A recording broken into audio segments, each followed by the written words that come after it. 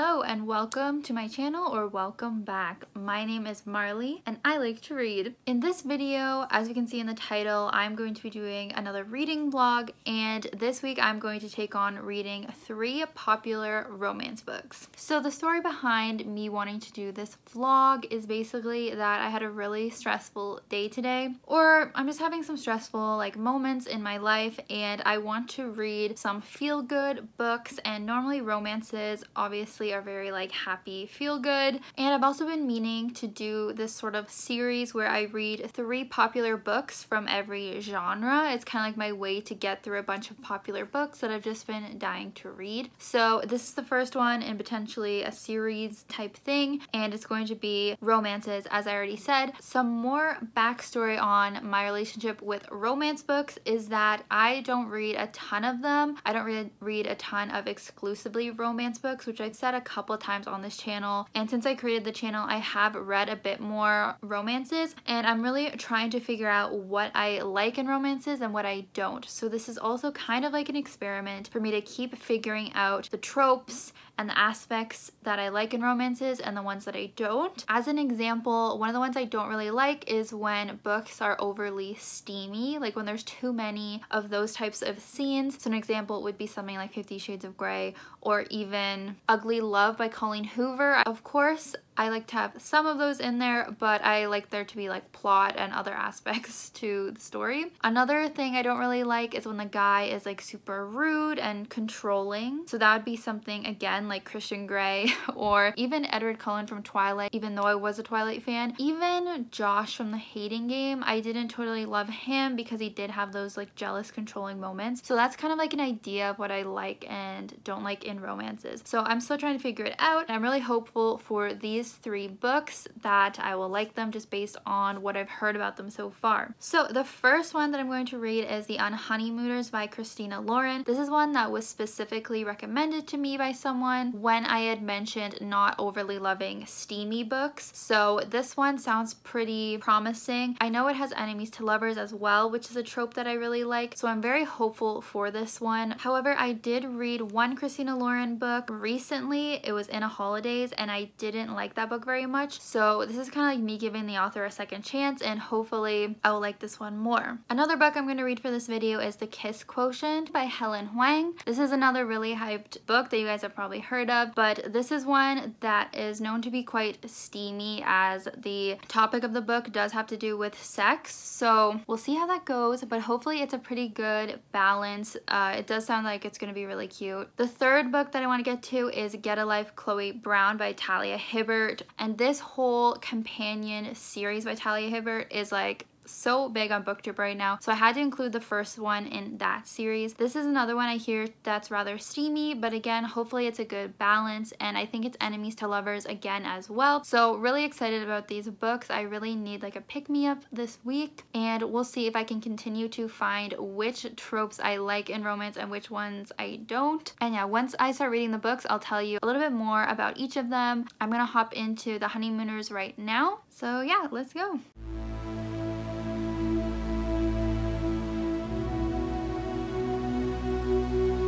Hey guys, sorry if I look a little rough. It's really early in the morning, but I realized I hadn't updated you on the Unhoneymooners, and I got to 60% last night, so I'm due for an update. So this is a really popular romance book, so you probably know what it's about, but I'll just tell you anyways. So it follows our main character Olive, and it starts out that her sister is getting married. So we're seeing the wedding, and the sister is getting married to this guy who also has this older brother that's his best man, and then she's her sister's maid of honor. So we go through the whole wedding, and it turns out Olive and Ethan both don't end up eating the buffet food. Everyone else at the wedding gets food poisoning, or not food poisoning, but whatever you get when seafood is not good. So then only Olive and Ethan are not sick. So then the sister had won a free honeymoon for her and her husband, and they can no longer go on it because they are so sick. So they ask Olive and Ethan to go on it for them,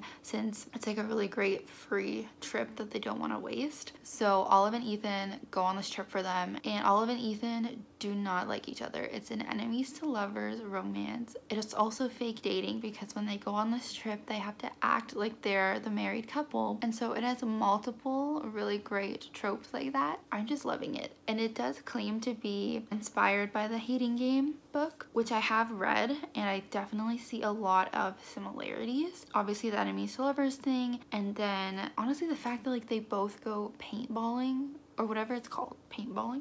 Is that what it's called? Paintballing or like paintball shooting? And like both books they do that as like a date. And then honestly the reason that they both hate each other in that book and this book is very, very similar. But honestly I'm not mad about the fact that it seems to be taking inspiration from that book, because I think this one is like so much better. Don't know if anyone remembers when I read that book, but I had mixed feelings on it. I liked parts of it as it was one of the first exclusively like adult romances I read, so it was fun. But then I did not like Josh, the main guy, very much. I felt like he was one of those guys that was like super protective and jealous, and I just don't like that. But Ethan is just like better. So to me the Unhoneymooners is like the better version of the Hating Game. Don't come for me. But yeah, I was just like so in love with it last night. That's why I had to like keep reading to 60%. So excited to dive back into this. However, I am going to be taking a break from it because I finally am able to go pick up the Shadow and Bone first book, because I want to be taking part in the Shadow and Bone read along, which I'll try and remember to put a link to in the description. But a bunch of booktubers that I watch are putting it on, and I'm supposed to have finished the first book by the end of this week, and I haven't even been able to get the first book. I have the whole rest of the series, but the first book was not getting delivered to me. So I finally am able to do a curbside pickup and get it. So I'm really excited. So I'm going to take a break from this. I'm gonna read Shadow and Bone, but I won't vlog it. We'll keep this an exclusively romance vlog still, but I'm gonna be taking a break, so next time you see me, hopefully I will have finished Shadow and Bone and the Unhoneymooners, and I'll let you guys know my final thoughts on the Unhoneymooners. But right now, I honestly would give it like a 5-star. Like I don't see anything wrong with it besides the fact that I was getting like secondhand embarrassment, secondhand like anxiety at the beginning. I'm absolutely loving it, and I don't see why anyone wouldn't like this, honestly. If you didn't like it, I guess let me know in the comments, because right now I don't understand how you could.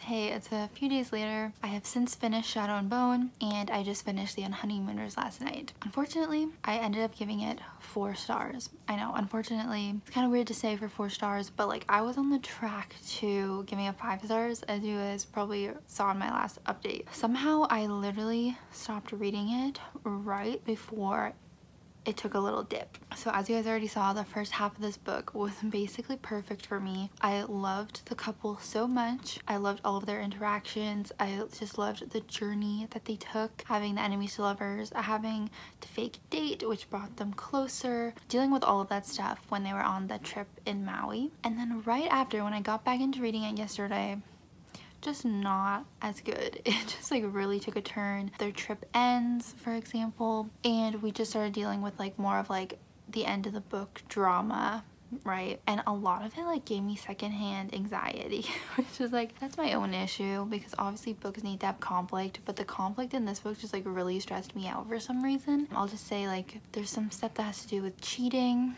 It's not with the main characters, but there's just like some drama with their family that was just like really stressing me out. Something happened with the actual couple of Ethan and Olive that I didn't really love. It still ended on a decent note, but definitely had to like dock a star for that. So I'm kind of sad, because I was like, is this gonna be my first ever like 5-star romance that I've read? And no, it was not. We still have a chance. We still have 2 more books to read in this vlog. I think I'm gonna read the Kiss Quotient next, and then save Get a Life Chloe Brown, because that's the one I have the highest hopes for. But we'll see. Maybe it'll be different than what I expect. My courses that I'm taking are starting up again this week, so my life might start to get busier now, but hopefully I can still have time to read these romances for the end of the week.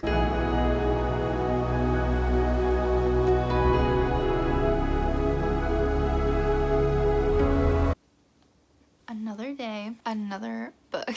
So I've been reading The Kiss Quotient. Oh, and I got to 40%, and overall I am really liking it. For a second there, I had some mixed feelings. So I don't think I talked about what it's about, but basically we are following Stella, and Stella has Asperger's, so she is very focused on her work and, you know, really successful with her work, but not as successful with her relationships. And I think she's getting up there in age a little bit. I think she might be like 30 or something, and she still, you know, doesn't have a husband, doesn't have kids, and her parents are really putting pressure on her to have that, you know. But she is not very good at sex. She doesn't think she's good at sex, so she hires a male escort named Michael to teach her how to be good at sex and how to be good at relationships. That is the main love story. So very like interesting, like not your typical love story. So I like that it's a very like unique idea. As I mentioned, was a little worried that it would be too focused on like the sex scenes and on the smutty scenes, just with the whole concept of the story and with Michael being a male escort and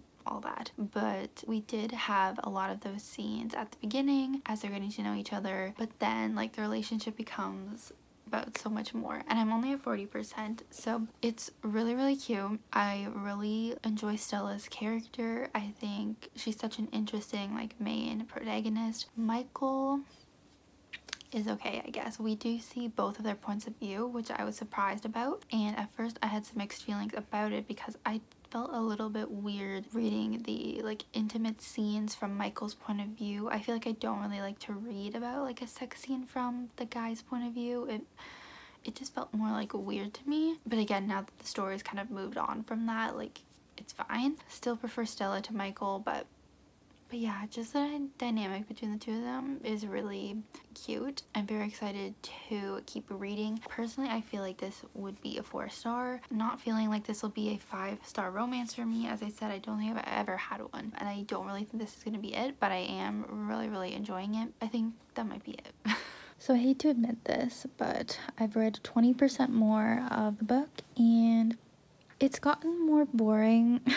Unfortunately, I just feel like everything happened in the first half, and now I'm just kind of like, this is kind of like not as interesting, and there's still like cute moments to it. I still like the dynamic, I guess. I just feel like it's kind of boring. I don't really know how to explain it more than that. I guess it's just because like they're getting more settled into their relationship, and obviously I know there will probably be like some big drama that happens soon, hopefully, but I am thinking will probably end up being the worst of the 3 books, or the lowest rated. I don't want to say worst, but yeah, I'm just like not really feeling like reading it, but I really want to finish it just so I can like move on to the next book, but only at 60%. I finished reading The Kiss Quotient, and it got better.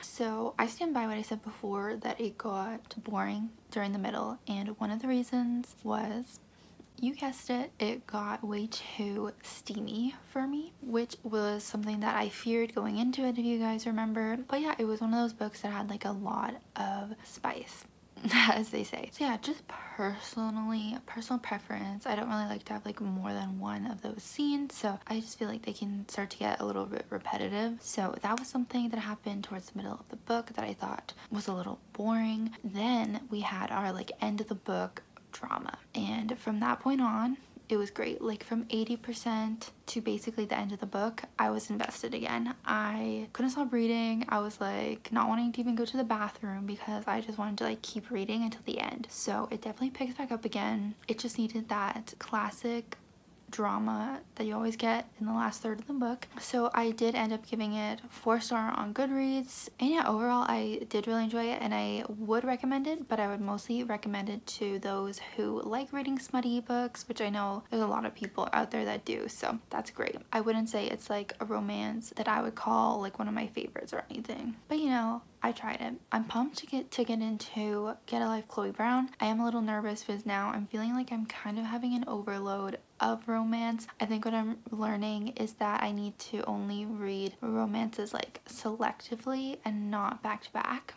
because maybe doing this I'm like setting myself up for failure because it's just like a lot of romance in one week. But oh well, this is the video I'm doing. So Get a Life Chloe Brown is definitely the most hyped book of the three. Very excited to dive into that tonight, and we'll see how it ranks with the other two. So far I would say the Unhoneymooners is number one, and then it would be the Kiss Quotient. Even though I rated both of them 4 stars, there's still like a hierarchy within that, you know? I give out 4 stars so much. Like almost all the books I've read this year have been 4 stars.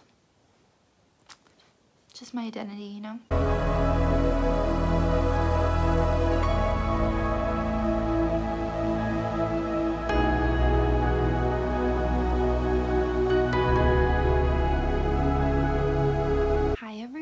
So I'm popping in here for a check-in on Get a Life Chloe Brown. I'm at 29%, so it's pretty early to do like an update, but I had some thoughts, so they're not good ones. So the premise of Get a Life Chloe Brown is that there is this woman, Chloe Brown, and she doesn't really have much of a life. She goes to bed early, she doesn't really take a lot of risks, all that type of stuff. She also has a condition, like she has chronic pain, so that also obviously affects her life and like her ability to do things. So after she had like a near-death experience, she makes this sort of get a life list of things she wants to accomplish that are more like riskier and stuff like that, and one of them is to move into her own place. So she does that, she moves into this apartment, and that is where she meets Red, who is the love interest. He is the superintendent of the apartment. So they obviously meet through the building, and they have like an enemies to lovers dynamic where they really like aren't getting along at first because Chloe comes across as very like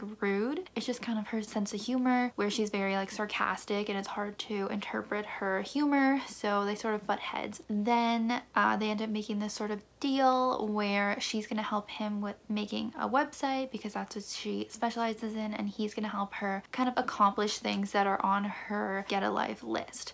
What are my thoughts? So I'm obviously not that far into it. That's why I was hesitant to say anything, because I feel like there's a lot more to happen. It's really just the introduction still right now, but I'm starting to realize from my experiment, from my little romance experiment, I'm starting to realize things that I don't like in romances that I've noticed between the Kiss Quotient and Get a Life Chloe Brown, and that is that I do not seem to like the smutty stuff, and I don't really like when there's a male point of view in a romance. So as I think I mentioned before in the Kiss Quotient, it did make me uncomfortable reading like sexual stuff from a guy point of view, and I would say once again in Get a Life Chloe Brown I'm experiencing that. And the thing is, I don't want to like spoil things, but like it wasn't even a intimate scene. It was literally a normal scene between the guy and girl, and there was just so much talk of like sexualizing the girl. Like it's from Red's point of view, and he's just thinking about having sex with Chloe, and I don't know, it just like really makes me uncomfortable. I guess in a romance, like obviously guys are more sexual, so I guess it's like realistic that he's thinking about that, but I think in a romance, like I like it to be like very romanticized, right? And so I don't want to hear about that. I want it to be more focused on that the guy like is attracted to her, but also like has feelings for her, and like they have a deeper connection that's not just sexual. So when I'm hearing from Red like immediately just having these like very sexual feelings about her and literally pleasuring himself while thinking of her, like I don't really want to read about that. I'm not here to read about a guy, you know, doing that. I'm not picking up a romance to read about a man, you know, doing those things and fantasizing and all of that stuff. I'm here to read, I guess, from a woman's point of view, like her experience with a romance. If you guys know what I mean, like let me know if you do. Maybe a lot of you don't because you all loved this book and loved the Kiss Quotient as well, so basically what I'm saying is I would rather read exclusively from a female's point of view when it comes to a romance, because odds are she's not making it super sexual from the beginning. Like she'll probably feel that later on, but maybe not like right at the beginning. Yeah, I guess maybe because I'm typically involved with men, like I prefer to read from the woman's point of view. If it's a straight couple, of course, the woman's point of view talking about the man, because that's like what I relate to. I don't know if this is coming across coherent or maybe if I'm being offensive. I don't know. I don't think so. I think this is just my like take on it. But yeah, I think this experiment, if you think of it like that, is going successful. I think I'm realizing that if I hear a book is steamy, then I should probably pass on it, and I need to look into if like the guy has a point of view and maybe pass on those ones as well. I honestly did not know Red had a point of view in this one going into it, so that was a little bit surprising for me. As I said, I'm barely at 30%, so I'm gonna keep reading because it's not like I like hate it so much or anything. It was just like the scene that I just experienced, like I didn't enjoy it. But if we get more from Chloe's point of view, then hopefully I will prefer that, and hopefully it'll get better. So yeah, my enjoyment maybe is not technically the best, but I think I am figuring out what I set out to do, which is to figure out more of what I like in romances and what I don't, so in the future I know which ones to pick up and which ones to not. I'm gonna keep reading, and I'll let you guys know when I'm further in if my feelings have changed and that kind of thing. I spoke too soon. Guys, good news. How far am I now? I'm at 66% of Get a Life Chloe Brown, and things have really turned around for me. I am really feeling this book a lot more now, especially in this last chapter I read was really cute. But basically, I just feel like we've gotten more development of the relationship, and that's all I wanted, you know? I prefer to have development. I think this is what I've found out. I prefer to have development before sexual encounters. That's just what I would prefer. We had some really cute email banter between the two of them. Then we just had them like spending time together. We've also just had more of like an insight into both of their lives, and people always touch on this, and I want to touch on it too and say I really appreciate the different representation that is in this book as well. I think it's super cool, super important. Chloe, as I already said, has a chronic pain. It's fibromyalgia, which I'd never heard of before. I honestly did not know anything about chronic pain, people having it. I don't think I've known anyone that has that, and hearing about her experience with it is just really, I guess, eye-opening to me that people have to go through that. Chloe is also more of like a curvy girl, which we love to see that. And I also like that there's not like a huge focus on it, you know, like it's just kind of like casual rep. And then Red has clearly had some sort of like abusive relationship in the past as well, so that's important as well. So I just want to touch on that because I feel like I just said, you know, a negative update, but I'm actually feeling a lot better about it now. We had like some really cute moments, as I said, in this last chapter that were nothing sexual, like it was just them bonding and them like building for like a relationship. There is hope for this book yet. However, I still would not give it 5 stars. Like, I'm not getting that vibe, but I think obviously what we can conclude is that I'm not a romance gal. Like, this is not my genre, clearly. It's what I've kind of always suspected, and this is what I wanted to figure out in this video. So I wanted to check in and let you guys know that I've come to my senses, and I do actually like this book, at least where I'm at now. Hey vlog, it has been a few days since I updated it. It was a rough one. It was a rough video, as you guys saw. But I did manage to finish Get a Life Chloe Brown by Talia Hibbert. And I decided to give it 3 stars by the end of it. As you guys saw, it just wasn't really for me. Clearly it's for so many other people, and that's great. Ultimately, I just didn't enjoy it that much. It was very average for me, and one of the major things, I don't know if I touched on, is just that I don't like when relationships go from 0 to 100, or when I just feel like they've gotten together too quickly, and that's sort of just what I felt in Get a Life Chloe Brown. I needed more development, I guess, and yeah, I'm definitely disappointed because I was really hyped up about these romances, and really only one really impressed me, which was the Unhoneymooners, which I ended up giving 4 out of 5 stars, and I definitely want more books like this one when I read romances in the future. Obviously, my second favorite was the Kiss Quotient, which I originally thought would also be 4 stars, but looking back on it, I think it would actually be 3.5 to get technical up in here. And then